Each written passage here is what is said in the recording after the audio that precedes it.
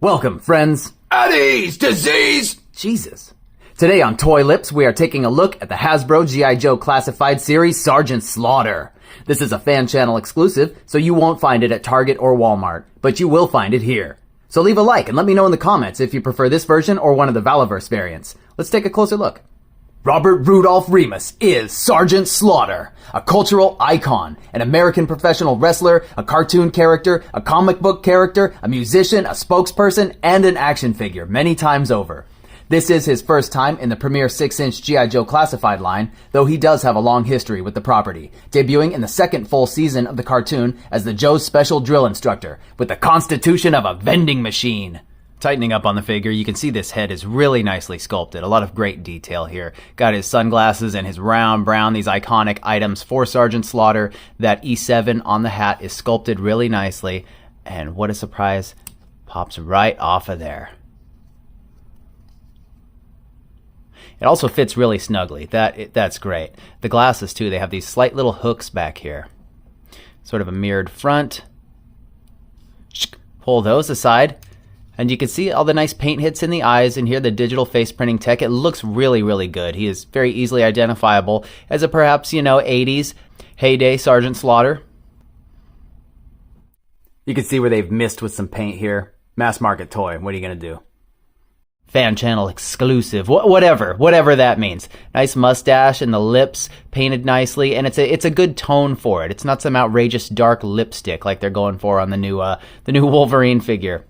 We'll pop this guy off too. This whistle is removable. More iconic accessories I just kind of left on as we started. Here's where it gets ugly though. Down here at the traps, you can see this is sculpted in black, the torso piece, because it's primarily with the tank. However, they went really thin on the paint there, and you can see the black coming through all around it. So especially from certain angles, it does not match. That's really unfortunate. But otherwise it almost just looks like some shadow. This head is ball jointed with a disc hinge, and it will come back this far. That's awesome. Comes down this far. Rotates all the way around, of course, has a little bit of tilt because of the height it's mounted at. And this neck, yes friends, is a separate piece. It doesn't have a whole lot of forward and back movement there, but it does twist and turn, just making it a little bit awkward to make sure everything is straightened out before you're properly posing him. Another funny thing here, he's got these nice butterfly shoulders, but it really minimal. They didn't want to maybe dig into the sculpt of the shirt, but it's almost nothing. You see that? It just kind of gives it that little bit extra, which is certainly better than nothing. Butterfly joints like this on wrestlers, I think, is kind of key to get those dynamic poses. You know what I'm saying? But otherwise, it's a nice ball-jointed shoulder here. There's just enough of a gap to give you some good range coming up this far, and they will rotate, and you get the bicep cut here. We have visible pins leading me to believe the arms are reused, which is fair. Arms are arms. They are double-jointed, though. They come up this far. The musculature is sculpted really well. I like seeing the veins in there. Hinge is just sort of a standard depth. And the wrist hinges, he comes with several sets of interchangeable hands. They are all hinged the same way. They'll come in this far, back this far. His little bracer here is a sculpted piece. It's slightly raised there and painted a little sloppily. Wait. No. That's intentional, right? That little groove there. Sure it is. It's just a little muddy, a little hard to tell there. You get that little bit of texturing on the shirt. It's kind of subtle. You don't notice as much from a distance, but I think it's really effective.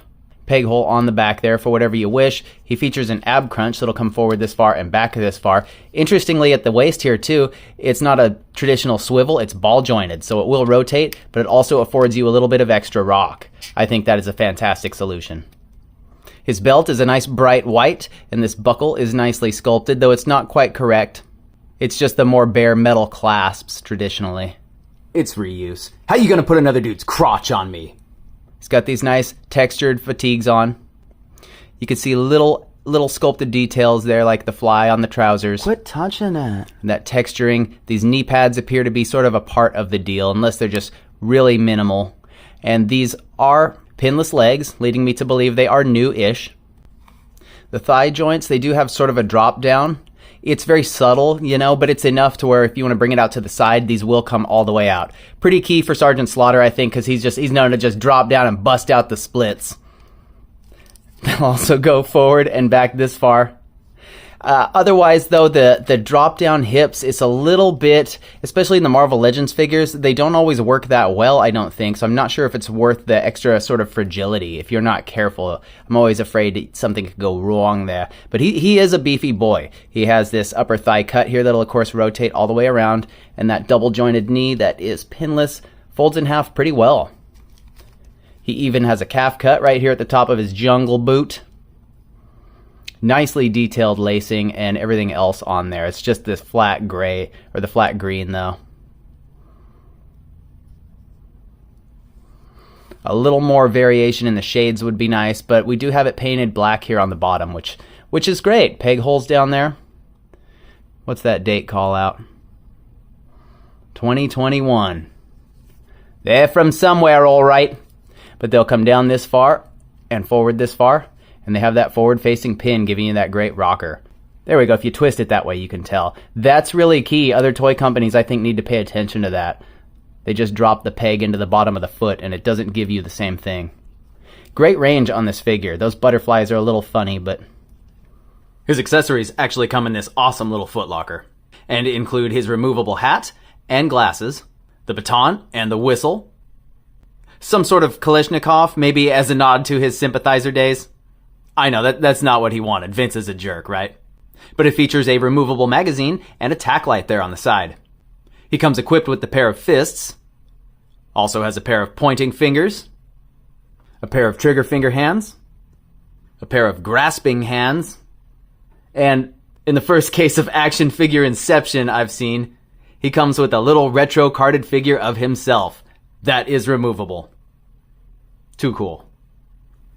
The Hasbro G.I. Joe Classified Series Sergeant Slaughter stands about 7 inches to the top of his campaign hat, next to a couple of other Joes, Flint and Lady J. Here he is with a Cobra infantry soldier and a beat-up bat, the only way they come around this guy.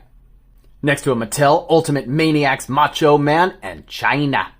Here he is with a NECA Ninja Turtle Secret of the Ooze Super Shredder. Some of you guys know why he's here, right?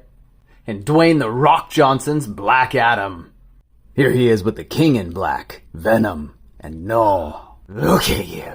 Since the Sarge here has such a storied history, here he is with a couple of other timeless toys. 1989's Ninja Turtles Leatherhead. And from that same year, the Toy Biz Superpowers Riddler. Riddle, riddle, riddle, riddle. And finally, here he is next to the recently reviewed, retro-carded Apocalypse. And the Marvel Legends Morning Coffee Mostly Bucky Cap Deadpool. Remus had been wrestling since he was a kid, and got his big break in the WWF. As Sergeant Slaughter, he would become a superstar. The year I was born, Hasbro wanted to pump up the profile of its G.I. Joe toy line and cartoon with a flesh and blood G.I. Joe.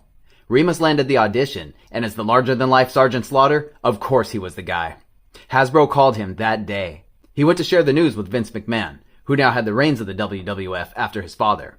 Well, Vince had news of his own. He had just signed a deal with rival toy maker LJN. He told Slaughter it was one or the other. After talking it over with his family, Sergeant Slaughter walked away from the WWF right before the first WrestleMania. Bittersweet, but as the first living G.I. Joe, sacrifice was part of the gig.